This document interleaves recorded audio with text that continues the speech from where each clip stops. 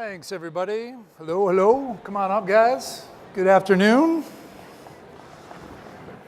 How's everyone doing? Awake? Asleep after lunch? You guys all right? All right, that's what I'm looking for. Thanks for joining. We've got some big brands that are up here represented, and excited to get into how brands are reinventing themselves or getting involved in the VR space. And without further ado, I'd love for the panelists up here to introduce themselves and briefly talk about how they are utilizing the medium or approaching VR, AR, mixed R, whatever you want to call it. Do you want me to go Yeah, ahead? go ahead, Aimee, please. Great. My name is Aimee Schier. I'm the Executive Creative Director at CNN Digital. And we're really experimenting in VR right now, creating immersive and experiences as well as immersive 360 video to provide further an enhanced understanding of topics and places. So we're really trying to, through our scale and scope, send 360 camera bundles to all our offices across the globe so that we can really take our users to places that they wouldn't normally be able to go to. Mary? I'm Mary Welsh with Delta Airlines, and we're doing implementing VR in a couple of different ways. The first way is with content. And that content, it could be 360. For example, last year we had a Porsche taking off 160 miles an hour down a runway and a new Airbus 330 coming right alongside it. At one point, they were about 200 feet apart. So there are people that we're hoping to reach with fun, engaging content like that. We also work with Trick 3D, and you'll hear from Chad next, we have created 12 immersive environments for aircraft, and the most recent was the A350. That aircraft does not exist yet. So we're enabling people to take a tour on the A350 a year before it hits the market. And the second thing, real quick, is training, flight attendant training. And that same A350 can be repurposed from consumer to an internal use, where flight attendants can get to feel more comfortable on that flight and therefore take better care of our customers. Hello, my name is Chad Eikhoff. I'm with Trick 3D, and we're a computer animation and visualization studio. And we really work with big brands on focusing on environment first and then what you can do with that. And the simple twist is, instead of thinking of it as an asset that you create for a specific campaign, we work on the level with the brand where you create assets on the brand level and then repurpose them, which is perfect for VR. So Delta's a great example, where we built the interior of the aircraft with product design, work with marketing on marketing it, work with sales and selling it, and with training and training on it. And traditionally, all of those would be treated as separate projects, but in the world of virtual environments, it's inherently repurposable, and you find a lot of innovation and efficiency in the company. So we come in and find the way that works best with the brands. And I'm Richard Fenster. I'm the Director of Strategy at the BC Lottery Corporation. If you don't know who we are, we're based here in BC. We're responsible for the traditional lottery, local casinos around the province, regulated sports betting, commercial bingo. So basically all regulated gambling in the province. And we're in the entertainment business. And what we're looking to VR for is looking at it as a way to engage a new customer, looking to engage customers that we're having a harder time attracting with the content we have today. Awesome, thanks, Richard. It'd be great to get a sense of the audience. How many of you guys are creating VR or mixed reality software or content? By show of hands. All right, is anybody representing a brand or an agency out there? And how about hardware manufacturers? Okay, gotcha. Thanks. Okay, so the first question really is, utilizing the medium to solve problems or achieve something. You guys all, are reaching consumers.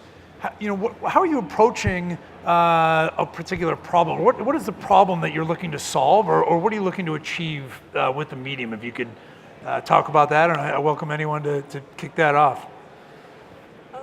We, just as a company, we've been doing a lot of content creation off platform. So VR, like Snapchat and the messaging apps that we're all on, is really another way, another extension for us to reach our consumers where they are. And what we're really, our goal is really to help nurture and facilitate a news habit with these new consumers. And the reason why we feel so passionately about VR is really because of that empathy and the ability to, possibly change somebody's mind, physically putting them into the environment. So. Yeah. One of the things that is a great problem to have, but we haven't solved it yet, is that all the research that we've read shows that travel and tourism content is most desired by consumers. And so how can we not only inspire travel and not keep people just at home watching travel through their lens and never getting out of the house or on a Delta plane or staying at hotels and helping out the travel and tourism industry, but also how can we enable people to pursue their life's dreams, whether it's a trip of a lifetime or meeting a venture capitalist or doing something that you have to go be with someone now. How can we enable people to pursue their opportunities through this medium? And those are two things that we're very passionate about solving, but haven't yet. Yeah, Mary, that's interesting because for you guys as an airline, is it the experience of getting there, or is it the destination that you're really pushing? It's such a great question. And so we've kind of started off with the experience of getting there, but because that's a little easier to solve. It's the product, yeah. Yes, it's the product. So that's where we've started, but it's not where we're going to end up. And tonight at the party, whatever, would love to hear from you guys on your ideas for that and what you'd like to see from an airline. It's usually when the best ideas come out at the party, Yes. right? Chad, what about you in terms of utilizing the medium or problems that you're looking to solve? It's one of the things I've always just loved about technology and what we do with computer-generated imagery, period, is just problem solving. And every platform has it, and every platform has people who go into it just because it's cool and because you can do fun things with it. But then when you really put it to a problem-solving scenario, like this morning where we saw NASA talking about how they use VR, that's not just because it's cool, like it's very effective in actually accomplishing and solving problems. And every brand has those. And so I think when brands get hung up, we primarily build environments both for brands, for real estate, and entertainment. And what's interesting to me about this is all of those verticals are slowly disappearing because the technology is becoming ubiquitous across all of them. So we build visualization tools to do virtual photography that are applicable to previs for the movie industry, that is also applicable to touring a real estate home. And I think every one of them have slightly different problems, but the tools just tweak slightly, start to solve them. And when you look at it through the lens of problem solving, then all of a sudden, all those questions around the ROI and the size of the audience start to become less important because you see efficiencies and innovations that are actually solving problems, and inherently ROI follows. So that's what we see a lot of people starting to kind of pick up that thought process. We'd like to propagate that. Yeah. And would you say, Chad, that brands right now are getting involved for the cool factor or getting involved to solve problems? What's the balance there? I think most are still reading about it and inherently think of the cool factor, the VR for PR, and then they also just see all the projections. It's going to be $80 billion by 2020. I don't want to miss out. And then they hear, oh, AR is next, so maybe we should just wait and not do VR, and we'll wait to see what AR is. And so when you're looking at it through those lenses, yeah, to me, that's the wrong way to look at it. There are brands that are still doing that, but there are brands who are not. I think Delta's a great example. Aimee has been very thoughtful about the way CNN is moving forward in our discussions. And I think, it's not standard thought process for people to think of it as problem solving right now. I would say the majority are still thinking of it in terms of cool factor, but those are the ones who are actually probably going to be missing out as it evolves and matures because they're not in a position to move. Yeah. Richard, what about you in terms of solving a problem, or obviously consumer engagement is a big factor. What are you guys looking to solve or achieve? Well, I mentioned we're in the entertainment business, and the way we look at entertainment, we look at it from a perspective of trying to meet unmet customer entertainment needs. So what is it that we can provide in the gaming space that customers are looking for from their general entertainment opportunities, right? Because we offer what we have today, but there's some unmet needs that if we can find a better way of delivering those, that we can attract or grow our customer base. And so for us, we've identified some very specific customer needs. So for example, we know a great number of our customers or potential customers are looking for the opportunity to socialize, looking for experiences that enhance a social experience, not detract from it. There's people who they look to escape, want to escape their day-to-day. People who look to escape or get away from boredom.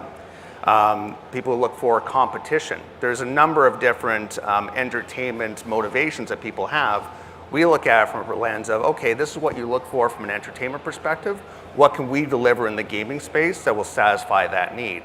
So it's not about VR for us. It's not about any particular technology. To Chad's point, I think that's a very dangerous area to go down if you just focus on the technology. It so happens that because there's so much interest and activity, certainly from the development community around VR, a lot of the ideas that are coming forward happen to be VR related, which I think is really cool. And I will ask you to go down that dangerous road if at all possible. But if you pick a platform or a hardware, is there one that stands out that has worked particularly well? Is it mobile? Is it tethered? Is it is there one that you could call out that has been better than others? Well, I think I think we're all aware that the big headsets are very new and still evolving, and very few people have them. And even mobile phones, like if you have, there's only so many people who have a mobile phone and a cardboard or plastic headset. So the penetration is certainly low, and so certainly we're focused more on the stuff that's more accessible, at least for the meantime, and we're dabbling in all of it. I think what's really interesting though is because VR is new, and because everyone knows about VR, even though few people have a headset, everyone knows about it. There's a novelty and intrigue factor. And if you don't believe me, just go to your local shopping mall or go to a trade show or go to a fair, and you're gonna see probably a few different VR headsets setups with a lineup of people wanting to try it, because very few people have tried it yet. And even those people who have tried it, they maybe have done it once and seen limited content. So it's actually interesting right now. I think there's actually an opportunity right now for call it in-venue type of attraction, that if the companies out there are able to put that together, there's kind of a here and now opportunity, and that can be regardless of the hardware. You could be the bigger headsets like an Oculus, it could be the Samsung Gear, it doesn't really matter, because the people who can afford that right now are companies. And so I think that's probably the more interim opportunity, regardless of the equipment. Yeah, gotcha. What about gauging success in terms of, you've got your problems, you're looking to achieve certain things. Aimee, you mentioned kind of arming reporters, journalists, et cetera, with the technology. You guys have put some awesome content out there. How are you gauging success? Yeah, that's a great question. I mean, for us, we are really experimenting still, and what we've been trying to do is leverage all our platforms to raise awareness, essentially, and promote that we have 360 video. So one of our big wins recently is we were able to do live 360 on our desktop for the inauguration. And that was a pretty big deal. And then we were able to then drive consumers to Daydream. So we have an app on Google Daydream. And so that engagement was really successful to then driving downloads for our app on Google Daydream, and then for consuming 360 VR footage on Gear VR. So I will say, like, one of the challenges though from a brand perspective is the expectation of CNN is that we're going to have fresh content, if not daily, several times a day, and we're not able to quite meet that need. So what we found is that we'll feature and highlight a 360 video, but often we're packaging related content that's 2D. And that has helped us keep our engagement numbers pretty high. And people will stay, like, that's been our big finding, is that people want to stay in the environment. And so we're just trying to make sure that we're fulfilling that. Yeah, consumers are really thirsty for content, 100%. Yeah. So in terms of engagements or duration of time spent, number of consumers you're reaching, or brand perception, sounds like it would be more on the brand perception, but engagement, very important as well. Yeah, absolutely. I would say right now it's audience, trying to reach audiences, and definitely be in the beginning of this, great new medium and stuff. Yeah. So. And Mary, how about you? Sure. For Delta, we are approaching this in a couple of different ways. One is we have a 60-member VR user group at Delta, which has members around the world. And our Asia Pacific team just ordered 16 more gear. So those are mainly salespeople that are going out and taking the gear on face-to-face calls, or just events like we just celebrated our 10th anniversary of relisting on the stock exchange, and taking the VR gear to those kind of events. So some of it is very anecdotal, but on the other side, we have a measurement task force at Delta, and I just submitted a request to them to say, here's what we're doing in visual content and with VR, and how can we get our heads around actually measuring. So we're about to kick off that effort. Some of it's anecdotal through the task force. Some of it is going to be very much what you mentioned, Brian, with some solid metrics behind it. Yeah, it's early, no doubt. It's to come. Yeah. And what about handing out those the hardware to the task force? What are they asking for? What do they want more of in terms of content? Or I think you mentioned it's a sales tool, internally, or a sales tool. What sort of content? Yeah, of course, the product, it helps them show the product and sell it and sign agreements more than ever. It helps at New York Stock Exchange to show the investment that Delta's been making in products, where people might be intrigued by VR, but put on the gear and think, wow, that's great food, that's great wine, those seats are flat and big, and that's a great way to engage customers and educate and inform.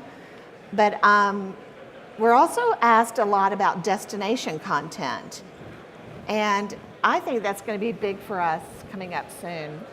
And so we're going to crack that code next. The reason we haven't is we haven't had a platform, and I think I might be jumping ahead. But go ahead, please. Okay. No, let's go. We haven't had a platform where we could share content. So we would load content on the phones and then send it out to the world, but we had no way to update it centrally or make sure it was accurate brand-wise centrally. So partnering with Trick, we are developing a platform which launches this month.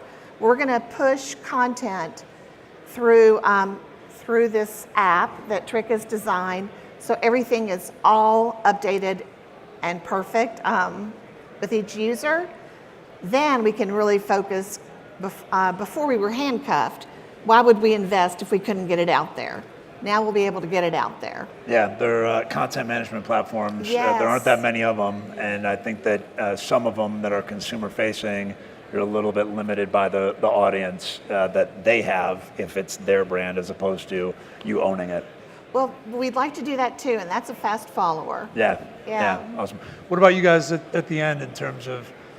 I think when you were talking about how do you measure success, and obviously I have the luxury of not being an actual big brand, so I don't have all these people checking like, Or at least what your What clients is are worth? asking you about, but where I think we're at this form of the evolution of all this technology is it's a little early for that, and you're deciding who's investing and figuring out, and the real success is there's one of two ways in my mind. One is, are you solving a problem where people are asking for more, that they're like, aha. So we solve a problem with Delta Sales, they start asking for more. Yeah. You're seeing success because they're just asking for it, they're getting feedback.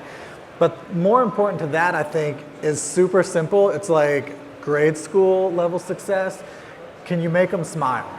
If somebody is enjoying it, and initially that was easy. We all were like, you put it on the first time, boom, everyone's like, whoa, this is so cool, I've never seen anything like it. Got the smile. Second time, okay, it's getting a little better. 360 videos, that's where it starts to hit a little bit of the wall because the smile starts to fade pretty quick.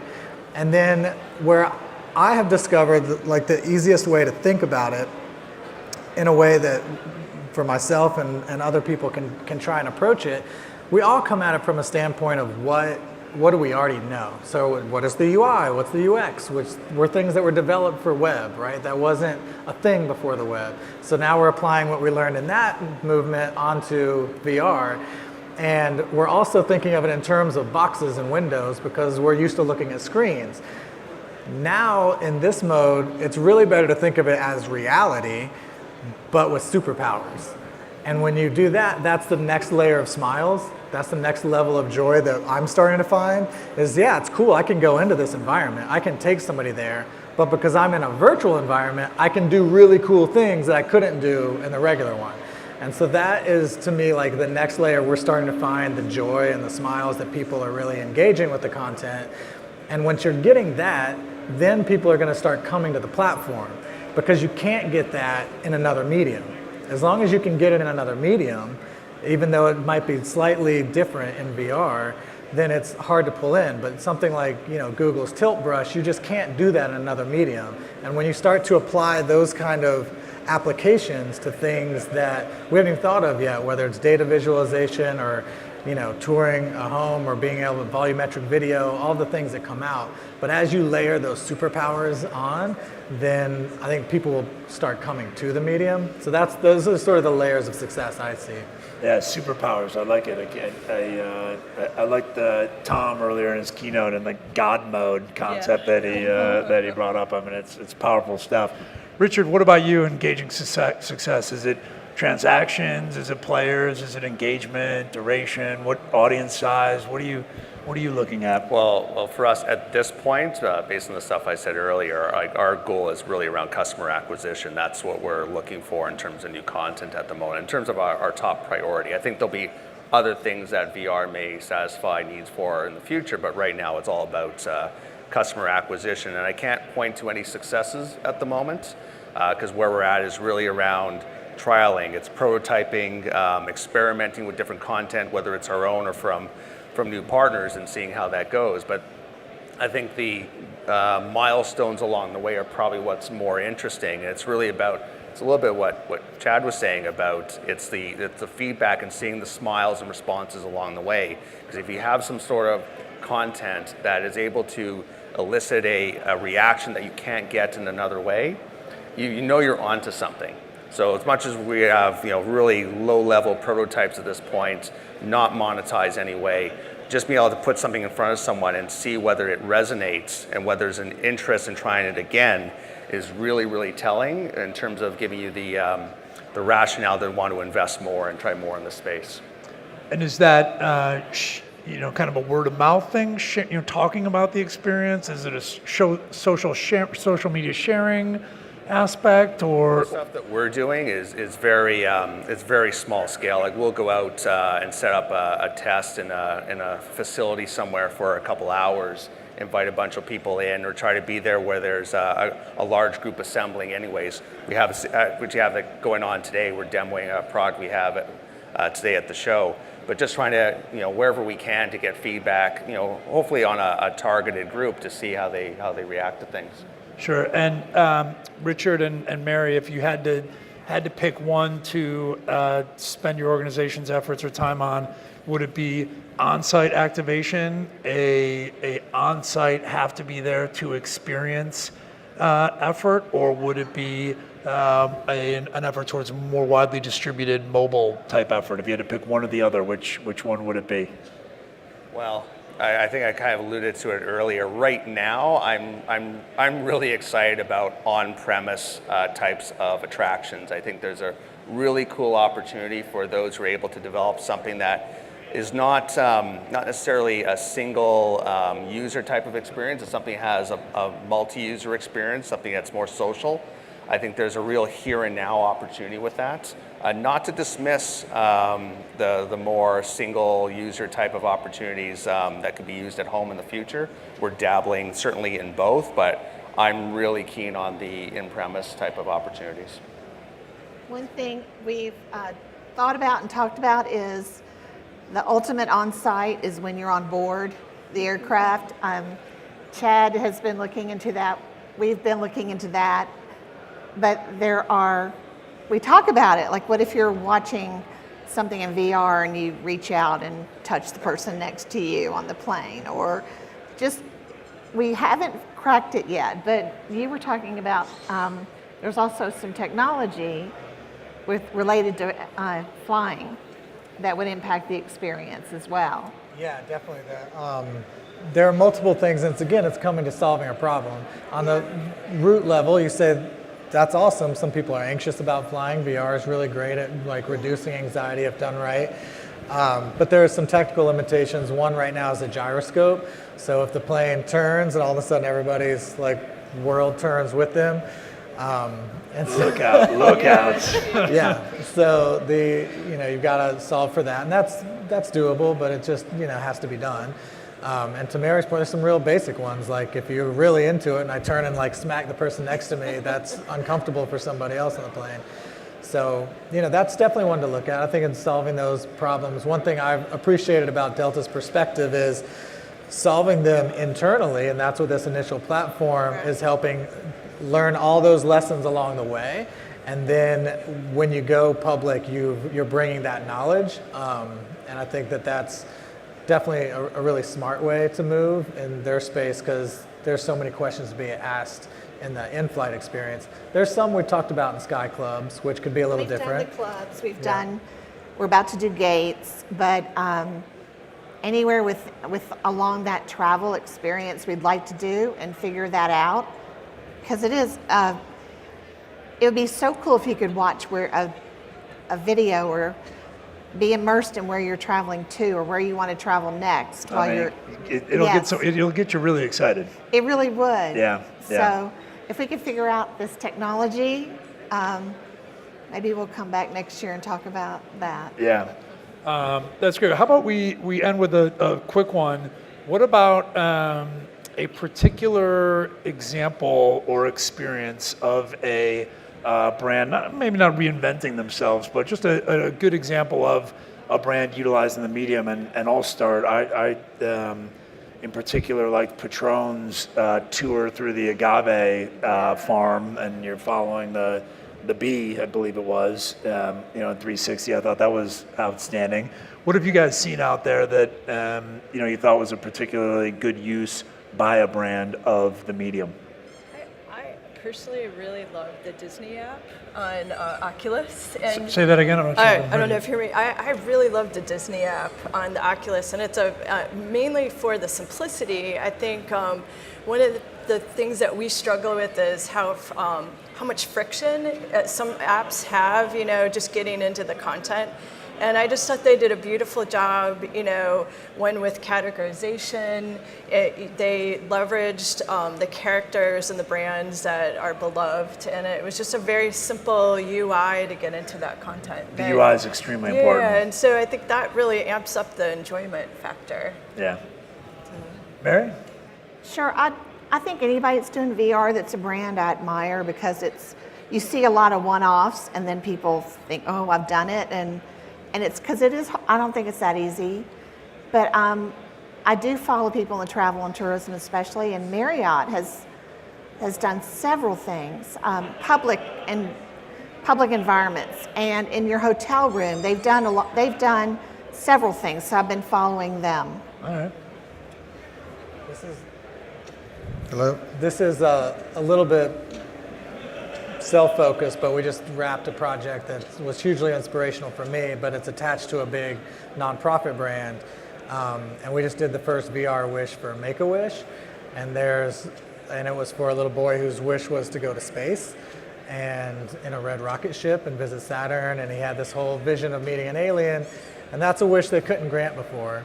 And they were, as a brand, really thoughtful about, well, what can we do with new technology? And that's an ongoing discussion we have with other wishes, but to me, it was a great illustration of a brand solving a problem that is both enhancing the technology and what they can do, and is super honored to be a part of it. And they surrounded us with a lot of other epic things to make his wish come true.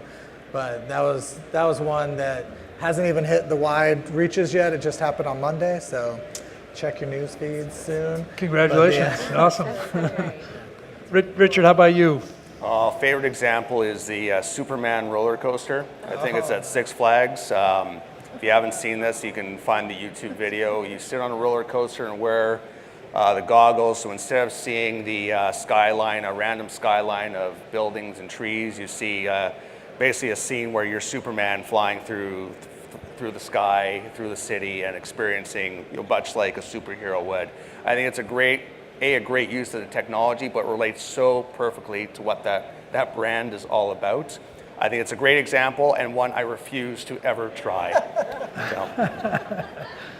Awesome. Well, I think a lot of you guys are content creators, and I know the question remains: how can advertising and brand dollars be tapped to help create more content, as monetization is an ongoing challenge and issue that you guys are facing? I know I'd love to be back next year to talk more about that, as there are so many aspects of the space that we could discuss specifically with monetization and brands entering the space. But I do want to thank my panelists, and I know they'd appreciate a round of applause. But thank you guys very much.